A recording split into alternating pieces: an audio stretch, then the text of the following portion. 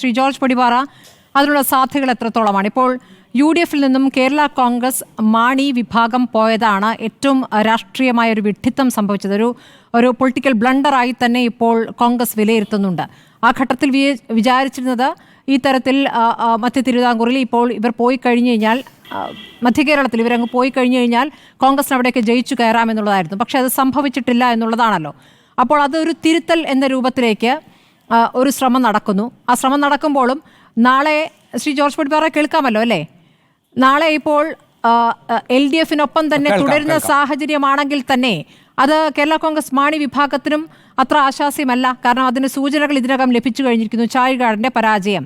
അപ്പോൾ LDF അല്ല നിൽക്കേണ്ട ഭാഗം എന്നുള്ളത് UDF ആണ് എന്ന രൂപത്തിൽ അണികൾ വിശ്വസിക്കുന്നു എന്നൊരു വികാരം കൂടി ഉണ്ടെന്ന് കരുതുന്നു. അങ്ങനെയാണെങ്കിൽ ഈ ഒരു സാധ്യത എത്രത്തോളമാണ്? ഇപ്പോൾ ഏതായാലും അവർ നിഷേധിക്കുകയാണ്, ഞങ്ങളില്ല എന്ന് പറയുന്നു. പക്ഷേ വരും ദിവസങ്ങളിൽ അല്ലെങ്കിൽ വരും മാസങ്ങളിൽ അതിനുള്ള സാധ്യത എത്രത്തോളമാണ്? പറഞ്ഞു കേട്ടത് പ്രകാരം ഈ പഞ്ചായത്ത് തെരഞ്ഞെടുപ്പിൻ്റെ ഘട്ടമാകുമ്പോഴേക്കും തന്നെ ഒരു ചർച്ചയിലേക്ക് എത്തുമെന്നുള്ള സൂചനകളൊക്കെയാണ് വരുന്നത്. Smriti, UDF chairman Shri VD Satheesan Nilambur തെരഞ്ഞെടുപ്പിനൊക്കെ മുമ്പേ മുതലേ UDF-ൻ്റെ ഘടനയിൽ വിസ്മയകരമായ മാറ്റങ്ങൾ ഉണ്ടാകും എന്ന് നിരന്തരമായിട്ട് പറഞ്ഞുകൊണ്ടിരിക്കുന്നുണ്ട്. VD സതീശനെ പോലെ ഒരാൾ ഇങ്ങനെ തുടർച്ചയായിട്ട് ഈ അവകാശവാദം ഉന്നയിക്കണമെന്നുണ്ടെങ്കിൽ നമുക്കറിയാം, അദ്ദേഹത്തിൻ്റെ ഒരു സ്വഭാവം അനുസരിച്ച് വെറുതെ എന്തെങ്കിലുമൊക്കെ എയറിലേക്ക് പറയുന്ന ഒരാളല്ല. കൃത്യമായ ധാരണയോടെ ചില ചുവടുവെപ്പുകളുടെയൊക്കെ പിൻബലത്തിൽ അല്ലെങ്കിൽ ചില ധാരണകളൊക്കെ ഉരുത്തിരിഞ്ഞതിൻ്റെ അടിസ്ഥാനത്തിലാകും സ്വാഭാവികമായിട്ട് അദ്ദേഹം ഇത് പറയുന്നത്. അതുകൊണ്ട് തന്നെ ഇതിനെ നമുക്ക് അങ്ങനെ വെറുതെ അങ്ങ് തള്ളിക്കളയാൻ പറ്റില്ല. അതിൽ പ്രധാനമായിട്ടും നമുക്ക് കാണാൻ കഴിയുന്ന ഇപ്പോൾ LDF-ലെ ഏറ്റവും അസംതൃപ്തിയുള്ളൊരു പാർട്ടി എന്ന് പറയുന്നത് RJD ആണ്, ശ്രേയംസ് കുമാറിൻ്റെ പാർട്ടി. അതിൽ 1-2 ആളുകൾക്ക് മാത്രമാണ് ഇപ്പോൾ ഈ UDF-ലേക്ക് വരുന്നതിനോടൊരു പ്രതിപത്തി ഉള്ളതെന്നാണ് ഞാൻ മനസ്സിലാക്കുന്നത്. അത് KP മോഹനും അതുപോലെ തന്നെ ശ്രീ മനയത്ത് ചന്ദ്രനും, അവർക്ക് 2 പേർക്കുമാണ് സത്യത്തിൽ എന്തെങ്കിലും എതിർപ്പുള്ളത്. അതിന് ചില പ്രത്യേക കാരണങ്ങളുമുണ്ട് എന്ന് അവരുടെ ചില താല്പര്യങ്ങളും അടുത്ത തെരഞ്ഞെടുപ്പിൽ അവരുടെ ചില സാധ്യതകളും ഒക്കെ വെച്ചുകൊണ്ടാണ് KP മോഹനൻ ഈ UDF-ലേക്ക് ഉള്ള മാറ്റത്തെ അത്ര അനുകൂലിക്കാത്തതെന്ന് എനിക്ക് തോന്നുന്നു. മുമ്പ് LDF-ലേക്ക് മാറുന്ന ഘട്ടത്തിലും KP മോഹനൻ എതിർപ്പ് ഉന്നയിച്ചതാണ്. പക്ഷെ ഒടുവിൽ അദ്ദേഹം അംഗീകരിച്ചു. അദ്ദേഹത്തിനായിരുന്നു. ഇപ്പോൾ തിരിച്ച് UDF-ലേക്ക് വരാൻ നേരത്ത് ഏറ്റവും പ്രധാനമായിട്ടുള്ള എതിർപ്പ് രേഖപ്പെടുത്തുന്നത് ഞാൻ മനസ്സിലാക്കുന്നത് KP മോഹനാണെന്നാണ്. അത് അടുത്ത തെരഞ്ഞെടുപ്പിൽ അദ്ദേഹത്തിൻ്റെ വിജയ സാധ്യത ഓർത്തിട്ടാണ് അങ്ങനെ ഉദ്ദേശിക്കുന്ന ആ മണ്ഡലത്തിൽ LDF ശക്തമായ പിന്തുണയുള്ള അല്ലെങ്കിൽ LDF-ന് ശക്തിയുണ്ട്. അതുകൊണ്ട് UDF-നേക്കാൾ ഭേദം LDF ആയിരിക്കും എന്നൊരു തോന്നൽ അദ്ദേഹത്തിനുണ്ടെന്ന് വിചാരിക്കാം. പക്ഷേ ഈ RJD-യിലെ ബഹുഭൂരിപക്ഷം ആളുകൾക്കും ശ്രേയംസ് കുമാറിനടക്കം ഈ അവഗണന സഹിച്ച് അധിക നാളിത് മുന്നോട്ട് കൊണ്ടുപോകാൻ, സത്യം പറഞ്ഞിട്ടുണ്ടെങ്കിൽ ഏറ്റവും വലിയ അവഗണനയാണ്. മന്ത്രിസ്ഥാനം കിട്ടിയില്ല, അതുപോലെ തന്നെ കോർപ്പറേഷൻ ചെയർമാൻമാരുടെ പദവി എണ്ണമാണെങ്കിലും ഒരു തരത്തിലും ഏറ്റവും കൂടുതൽ അവഗണിക്കപ്പെട്ട ഒറ്റയാളുള്ള എല്ലാവർക്കും കോവൂർ കുഞ്ഞുമാൻ ഒഴിച്ച് ബാക്കി എല്ലാവർക്കും അവസരം കിട്ടി. കടന്നപ്പള്ളിക്ക് പോലും അവസരം കിട്ടി. പക്ഷേ ഒരു പ്രസ്ഥാനം എന്നുള്ള നിലയ്ക്ക് പലയിടത്തും ശക്തിയുള്ള പല മണ്ഡലങ്ങളിലും അവർക്ക് നിർണായക വോട്ടും സ്വാധീനമൊക്കെ ഉണ്ടായിട്ടും അവരെ മാത്രം അവഗണിക്കുന്നു, അവർക്ക് മാത്രം സ്ഥാനങ്ങളൊന്നും കിട്ടുന്നില്ല എന്നൊരു അസംതൃപ്തി ആ പാർട്ടിയിലുണ്ട്. സ്വാഭാവികമായിട്ടും പല റൗണ്ട് ചർച്ചകൾ നടന്നു എന്ന് തന്നെയാണ് ഞാൻ മനസ്സിലാക്കുന്നത്. ഒരുപക്ഷെ UDF-ലേക്ക് ആദ്യം വരാൻ സാധ്യതയുള്ള പാർട്ടി RJD ആണെന്നാണ് ഞാൻ കരുതുന്നത്. ഇനി രണ്ടാമത്തേത് കേരള കോൺഗ്രസ് M ആണ്. കേരള കോൺഗ്രസ് M-നെ സംബന്ധിച്ചിടത്തോളം ഈ പറഞ്ഞ സണ്ണിച്ചായം പറഞ്ഞ പല കാര്യങ്ങളും പ്രസക്തമാണ്.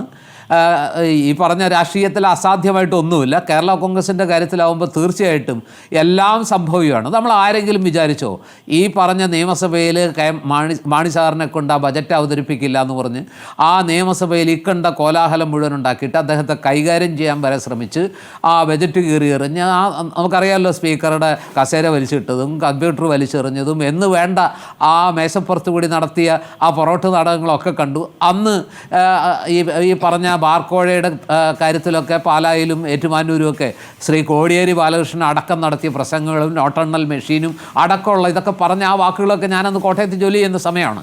അപ്പോൾ ആ പ്രസംഗങ്ങളൊക്കെ ഇപ്പോഴും എൻ്റെ ചെവിയിൽ മുഴങ്ങുന്നുണ്ട്.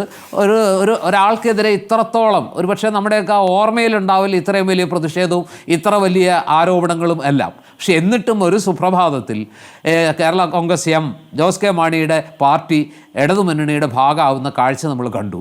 അത് സാധ്യമാണെങ്കിൽ പിന്നെ UDFിലേക്കുള്ള വരവിനൊന്നും ഒരു ബുദ്ധിമുട്ടുമില്ല. അതായത് ഇടതുമുന്നണിക്ക് അത്രയും വലിയ എതിർപ്പും അത്രയും വലിയ കോലാഹലം ഉണ്ടാക്കിയ, ഇത്രമാത്രം പുലഭ്യം പറഞ്ഞ പൊലയാട്ട് പറഞ്ഞ ആ പാർട്ടിക്കും ആ പാർട്ടിയുടെ നേതാക്കൾക്കെതിരെ പറഞ്ഞ ഇടതുമുന്നണിക്ക് ഒരു ഉളുപ്പുമില്ലാതെ ആ പാർട്ടിയെ പിടിച്ച് സ്വന്തം ഭാഗമാക്കാൻ കഴിയുമെങ്കിൽ ആ പാർട്ടി നമുക്കറിയാം എന്തുകൊണ്ടാണ് മാറിയതൊന്നും എങ്ങനെയാണ് പോയത്. വളരെ നിസ്സാരമായൊരു കാരണത്തിൻ്റെ പുറത്താണ് ആ കാര്യത്തിൽ UDFിന് ഒരു തെറ്റ് പറ്റിയെന്ന് സമ്മതിക്കേണ്ടി വരും. കാരണം അതായത് UDFിൻ്റെ ഈ പറഞ്ഞ കമ്മിറ്റിയിൽ നിന്ന് അല്ലെങ്കിൽ UDF യോഗത്തിൽ നിന്ന് തൽക്കാലം മാറ്റി നിർത്തുന്നു ജില്ലാ പഞ്ചായത്ത് അധ്യക്ഷ സ്ഥാനത്തെ ചൊല്ലിയുള്ള തീരാത്ത ചർച്ചകളുടെ ഒടുവിൽ ഒരു അച്ചടക്ക നടപടി എന്നുള്ളത് തൽക്കാലത്തേക്ക് UDF യോഗങ്ങളിൽ നിന്ന് തുടങ്ങിയതാണ്. അപ്പോൾ ബെന്നി ബെഹനാൻ അന്ന് UDF ചെയർമാൻ കൺവീനറായിരുന്നു. അദ്ദേഹം നടത്തിയ പത്രസമ്മേളനത്തിൽ UDFിൽ നിന്ന് പുറത്താക്കുന്നു എന്ന രീതിയിലാണ് ആ പ്രസ്താവന വന്നത്. യഥാർത്ഥത്തിൽ UDF യോഗങ്ങളിൽ നിന്ന് മാറ്റി നിർത്താൻ മാത്രമാണ് തീരുമാനിച്ചത്. പക്ഷേ അദ്ദേഹം പറഞ്ഞപ്പോൾ UDFിൽ നിന്ന് തൽക്കാലത്തേക്ക് പുറത്താക്കുന്നു എന്ന വാക്കാണ് വന്നത്, അന്ന് വാചകമാണ് വന്നത്. ആ വാചകത്തിൽ പിടിച്ചാണ് അപമാനിച്ചു. UDFിൽ നിന്ന് പുറത്താക്കി ഞങ്ങൾക്ക് പിന്നെ UDFിൽ നിൽക്കേണ്ട ആവശ്യം എന്താണ്, എല്ലാം അതിനു മുമ്പുള്ള സർവ്വതും മറന്ന് അതിനു മുമ്പ് മാണി സാറിനെ അന്ന് കൈകാര്യം ചെയ്യുന്ന ഘട്ടത്തിൽ അദ്ദേഹത്തിന് ബോഡി ഗാർഡുകളായിട്ട് നിന്ന ആ UDF ബന്ധം ആ മാണി സാറിന് വേണ്ടി എന്താ പറയുക രക്ഷാദൗത്യം നിർവഹിച്ച കോൺഗ്രസിനെയും UDF ഘടകകക്ഷികളെയും ഒക്കെ മറന്ന് ഒരു സുപ്രഭാതത്തിൽ അവർ ഇടതുമുന്നണിയിലേക്ക് പോവുകയാണ് ചെയ്തത്. ഒറ്റ വാചകത്തിൻ്റെ ആ ഒരു ഇത് അതിൽ മുറുകെ പിടിച്ചുകൊണ്ട്. അപ്പം ഞാൻ വിചാരിക്കുന്നത്, ഞാനിപ്പോഴും ആത്മാർത്ഥമായിട്ട് വിശ്വസിക്കുന്നത് അടുത്ത പഞ്ചായത്ത് തദ്ദേശ ഭരണ തെരഞ്ഞെടുപ്പ് കൂടി കാത്തിരിക്കുകയായിരിക്കും. അതിനുശേഷം അതിലും ഒരു തിരിച്ചടി ഉണ്ടായാൽ കേരള കോൺഗ്രസിൻ്റെ ഈ തീരുമാനമൊന്നും ഇപ്പോൾ പറയുന്നതൊന്നും കണക്കിലെടുക്കണ്ട. അവർ തീർച്ചയായിട്ടും അടുത്ത ആ തദ്ദേശ ഭരണ തെരഞ്ഞെടുപ്പിന് മുമ്പോ അതിനുശേഷമോ തീർച്ചയായിട്ടും UDF കൂടാരത്തിലേക്ക് എത്തും എന്ന് തന്നെയാണ് ഞാൻ വിശ്വസിക്കുന്നത്. എല്ലാ സാധ്യതകളും അങ്ങോട്ടാണ്. ഇതിനകത്ത് സാധ്യത കുറഞ്ഞൊരു പാർട്ടി CPI ആണ് എന്നാണ് ഞാൻ കരുതുന്നത്. കാരണം അഖിലേന്ത്യാ തലത്തിലുള്ള ഒരു മുന്നണിയുടെ ഭാഗമാണ് CPI. അതുകൊണ്ട് തന്നെ കേരളത്തിൽ UDFിനോട് ചേർന്നാൽ പിന്നെ ഇടതുപക്ഷ മുന്നണിയുടെ അഖിലേന്ത്യാ തലത്തിൽ ആ ഭാഗമായിട്ട് നിൽക്കാനുള്ള പ്രയാസമൊക്കെ ആലോചിച്ച് ഒരുപക്ഷെ CPI ഈ UDFിലേക്ക് ചേരാൻ കുറച്ച് പ്രയാസമായിരിക്കാം. അതും അസാധ്യമൊന്നുമല്ല. ഇതിനു മുമ്പത്തെ ചരിത്രമൊക്കെ നമ്മൾ ഓർമ്മപ്പെടുത്തുന്നത് അതും സംഭവ്യമാണെന്ന് തന്നെയാണ്. എങ്കിലും ഇപ്പോഴത്തെ ഒരു സാഹചര്യത്തിൽ അതല്പം ബുദ്ധിമുട്ടായിരിക്കും എന്നാണ് ഞാൻ വിചാരിക്കുന്നത്.